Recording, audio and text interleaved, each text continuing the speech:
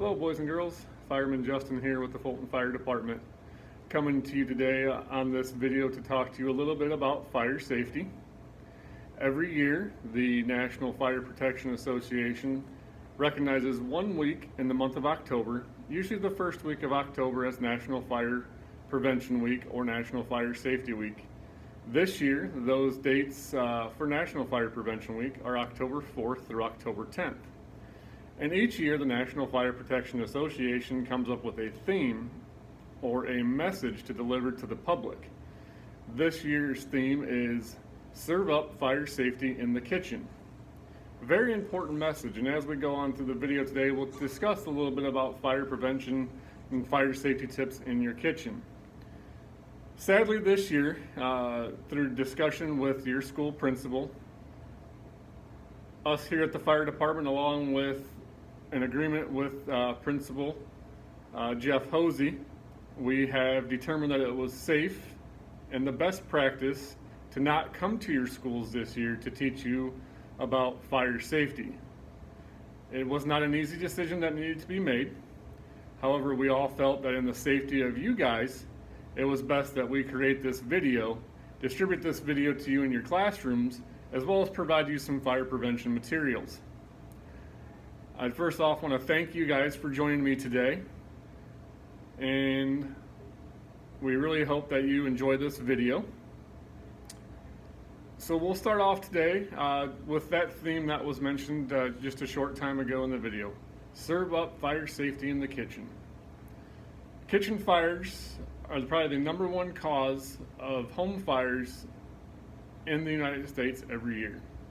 Some things you can do to prevent kitchen fires is when you're cooking or your parents are cooking, make sure that we monitor our food on the stove. Stoves should not be left on, ovens should not be left on, food should not be left cooking unattended. In the event that there is a grease fire on your stove, the biggest thing that we do not want to do is we do not want to throw water on a grease fire.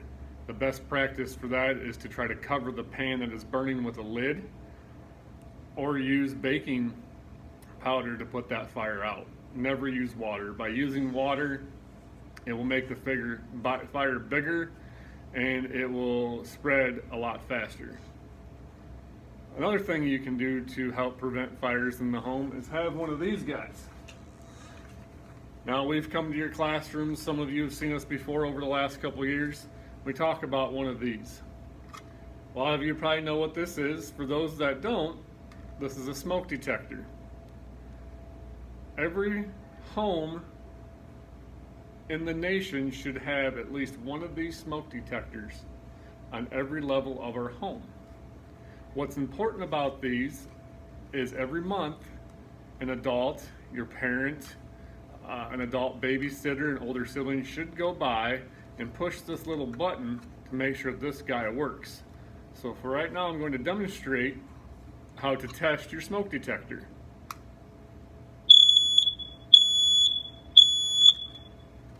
As you can see, that was very loud. That is the sound the smoke detector should make if it's working. Now, smoke detectors, most of the time, run off of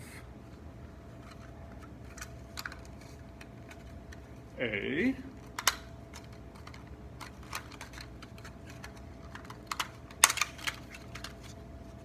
battery. Now, this thing right here is the battery. Some are different looking, some are like a little 9-volt battery. These batteries here are a 10-year battery.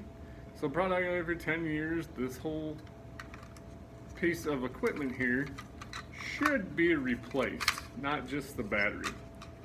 So since we're speaking of batteries, the batteries in your smoke detector should be changed 2 times a year. We suggest that those batteries get changed every time the clocks get changed. So when mom and dad go and change the clocks on the wall in the kitchen, it wouldn't be a bad idea to remind them, hey mom and dad, did you change the battery in the smoke detector? Smoke detectors are very, very important. They alert you in case that there's a fire. Now, sometimes mom might be cooking or dad might be cooking and accidentally set this thing off. However, what's important is when you hear this smoke detector go off, You should think to yourself that there's a fire in the home and we need to get out, and we need to get out fast. So fire creates smoke. And when a fire starts, the smoke tends to go up towards the ceiling. So if you're at home at night, you're asleep in bed, this guy goes off. What I want you to do is I want you to roll out of your bed onto the floor and crawl to the door. Now, some of you may have your bedroom doors closed, some may have them open. If your bedroom door is closed, what we'd like you to do is before you open your bedroom door, is we want you to feel that door with the back of your hand like this. And while you're on the ground, we want you to start way up high and work our way down to the bottom of the door. What you're looking for is to see if that door is hot. If it's not hot, it's safe to go ahead and open your door just a little bit and take a peek outside into your hallway.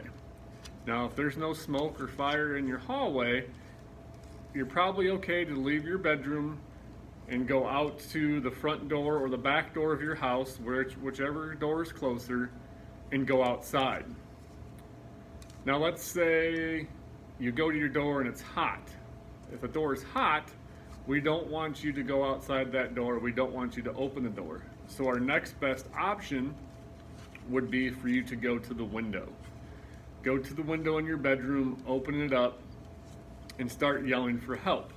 Now, some of you may have your bedroom on the upstairs of your house. And if you do, what we don't want you to do is we don't want you to open your window and jump, especially if you live upstairs, because then you could fall and get hurt. If you live downstairs or on the main floor of your house, you can open that window and probably jump right out and land on the ground and be okay. If you live upstairs, we want you to open that window and scream and yell for help until a fireman get here or someone else may see you like a police officer, and then they can help get you out of your house. Once you're out of your house, we want you to stay out. We don't ever want you to go back in your house. Even if it's for little brother, little sister, big sister, mom or dad, or even your favorite pet or favorite stuffed animal. Once you're out, you stay out. And once you get outside your house, you and your family should decide where everyone is going to meet.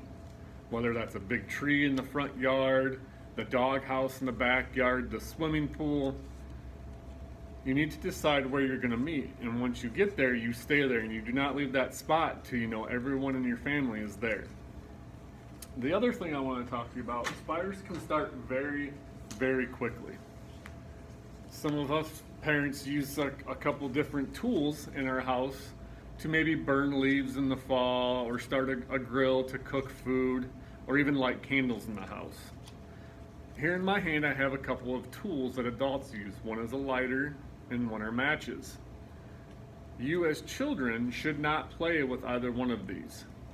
Little brother or little sister should not play with one of these. Reason being is if you were to grab this and do this, as you can see, it's a fire. Now it's a little fire, probably nothing really to be concerned with.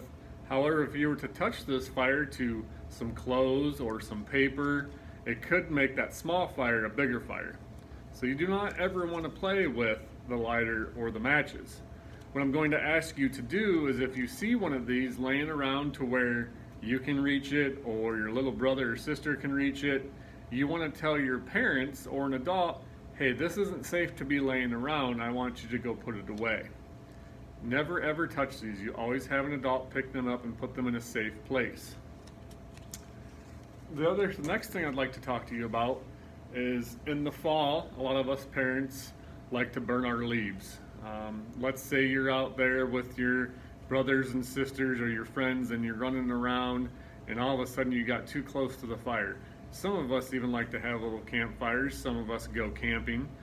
So if you accidentally catch your clothes on fire, the most important thing you need to do is remember to stop, drop to the ground, cover your face, and you roll back and forth until the fire's out. And we don't ever want to stop until the fire is out.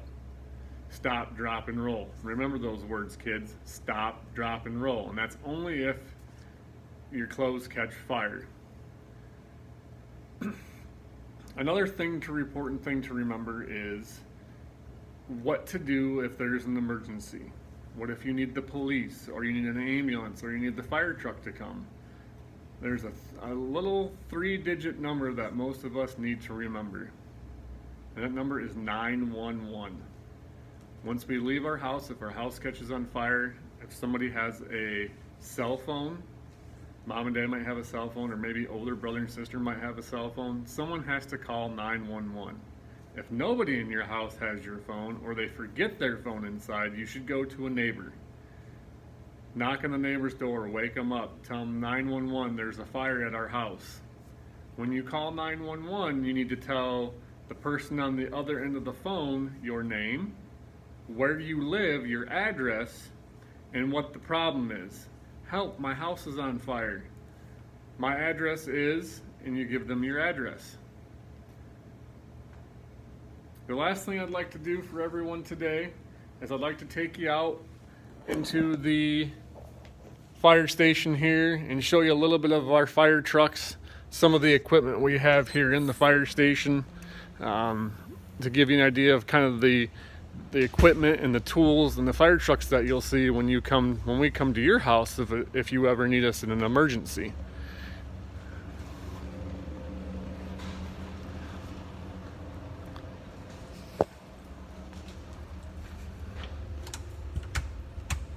So I'm going to turn my camera around here. First, here's the ambulance. This ambulance comes if, someone's sick or hurt and you need them to go to the hospital. The ambulance here.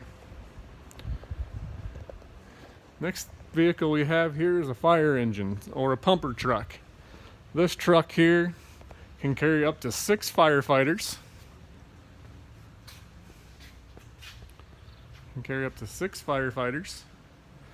And on this truck we carry all sorts of different equipment. There's our hoses. That's what we'll use to go into your house and put the fire out. We'll kind of walk around the truck here. In the back of this truck,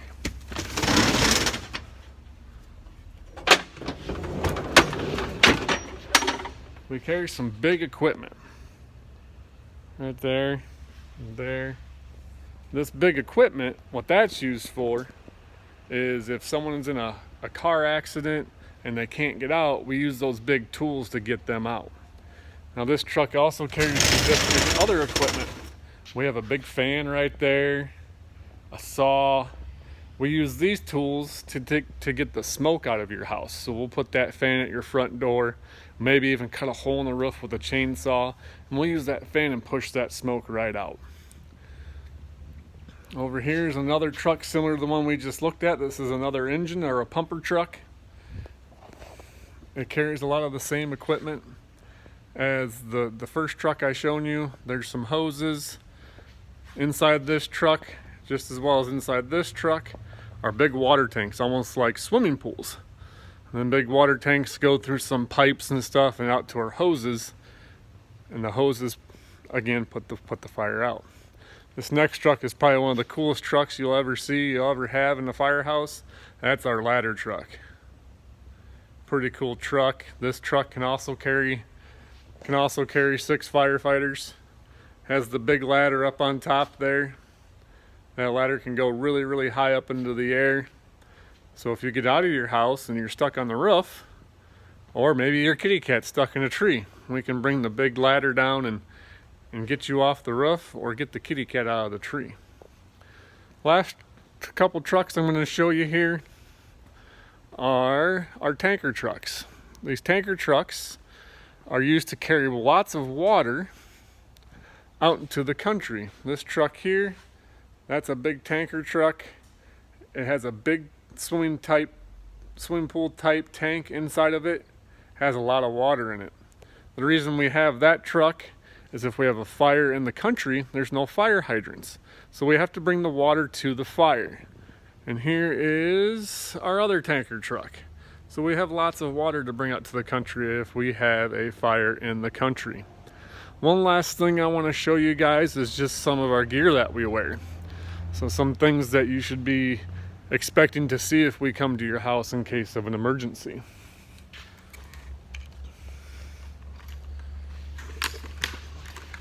So here I have my fire helmet.